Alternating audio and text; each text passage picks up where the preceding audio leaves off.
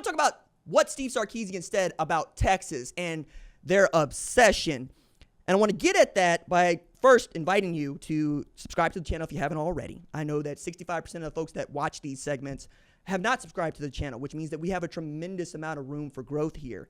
And I'm not really chasing, views like that. I realize that some folks sometimes look at the headlines or look at, I don't know what they're looking at, frankly, when they're like, he's just out here for clicks. It's out here for clicks. We be doing bigger numbers than we're doing, right? It's not as if that couldn't be an evil wizardry that we employ here. But that's not what I want to do. I want to talk to you. I want to talk about ball at a molecular level. And I tend to think of this show as running inside zone, right? We're running inside zone to the play side, to our left, your right on the screen. Look, I'm going to look to see my left guard, my left tackle. Are those guys covered or uncovered, right? Let's say our left tackle is covered. Let's say our left guard is uncovered. Well, we're going to project for his left butt cheek, and we're going to watch to see how that gets washed down. If he can make that guy at the second level go away, we're just going to go right off his butt, and we're going to pick up 4 yards. If not, we're going to cut back. We're going to pick up 4 yards. We're not trying to hit home runs here. We're not trying to go for broke here. We're trying to steadily, efficiently move the ball down the field and continue to stack first downs until such time as we find ourselves in the end zone.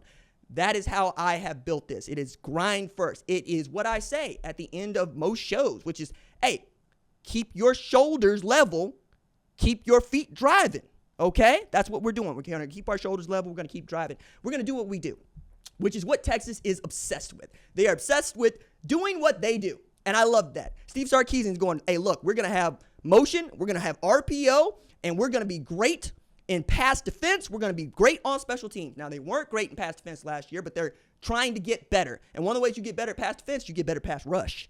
Like, I fully expect Trey Moore to be one of those dudes we're talking about going and drafting in the first round, but also one of the 100 best players in all of FBS for me. Best UTSA defender since Marcus Davenport. Marcus Davenport was 2017 first-round draft pick. I think they got the guy they need at quarterback in Quinn Ewers, who is of Texas in a way that fits. Big belt buckle, dip in his pocket, skull ring on his jeans. He fits their mold for what they're looking for at the Texas quarterback. And it also simplifies QB controversy. I realize I did a segment a couple days ago where kind of, I think, got taken out of context. That's on me because I didn't give the correct context. It's not that I believe that Texas fans really want to get Arch Manning out there. I think that they do enjoy the idea of what Arch Manning can bring to them.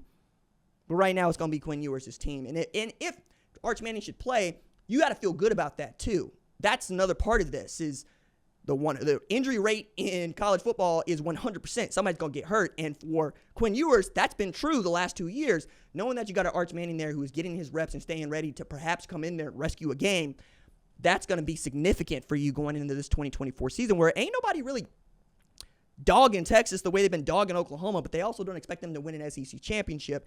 I think that Texas is one of the 4 best teams in college football, and I'm an Oklahoma fan saying it. But I'm also looking at what they are obsessed with being, and that's obsessed with being Texas. Look, I don't really believe that SEC fans know who they've invited into their living room for family dinner in Oklahoma and Texas, but they're going to find out because the way in which they're talking about OU and Texas, it's like OU didn't win the 2000 national championship. Texas didn't win the 2005 national championship. It's like Texas didn't play in the 2009 national championship. It's like Oklahoma ain't put up 4 Heisman winners in the past 20 years. 2 from the state of Oklahoma and 1 walk-on, okay? It's like they've forgotten altogether that Oklahoma and Texas have been recruiting against LSU, Alabama, Georgia, what have you, for decades and winning at a high level, right? I don't like putting on for Texas, but I'm not going to sit here and lie to you. That's not what we do here. I put my Oklahoma hat down whenever we're not playing Texas, you know what I'm saying? But when I'm looking at the sport on a national level, we're talking about the SEC being the best conference in America.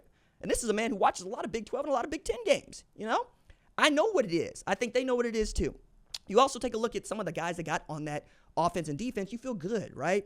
I like Isaiah Bond. He's got to, I think, take a leap, right, as a receiver for Quinn Ewers. Just taking a look at what Xavier Worthy was capable of. Same thing with Jonte Cook, who is speed, like you read about. I think that Jahdae Barron is going to give them a little bit of a swagger on that back end. I think that Anthony Hill is going to be a breakout star in the SEC, kind of like what Harold Perkins was his freshman year.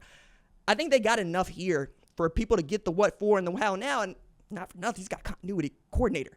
4 years of Kyle Flood, offensive line, offensive coordinator. 4 years of Jeff Banks, special teams coordinator. 4 years of Pete Kwiatkowski as defense coordinator. Each and every year, they continue to get better. They've gone from 5-7 to win the Big 12 championship and representing the Big 12 in the college football playoff for the first time on their way out.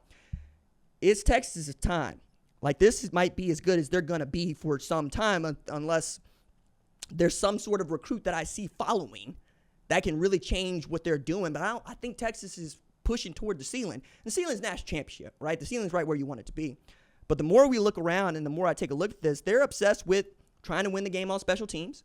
They want to either block a punt, return a punt, get that touchback, or return kick for touchdown. And if you can do those things consistently in each and every game you play, it's going to be really difficult to beat you because they have gone toward, we need to turn special teams into a 6-point play, right? Most teams are trying to turn special teams into let's not get beat, right? I understand that as a philosophy if you think your defense is better than your offense, like Iowa.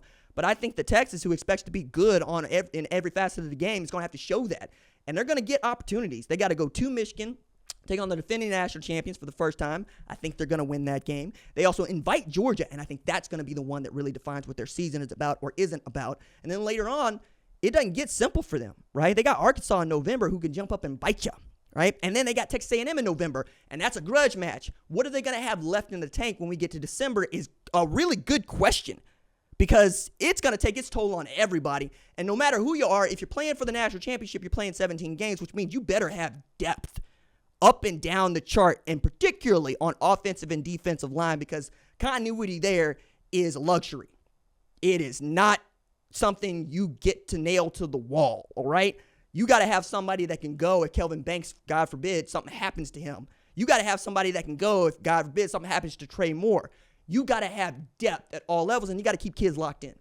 You got to keep them locked in. You got to keep them engaged. You got to find ways to reward them for their efforts that aren't playing football because you're trying to get your best 11 out there. I think we're getting to the point in the calendar where I know talking season is about to end. We're about to start playing ball, but Texas can play ball, and that should worry some.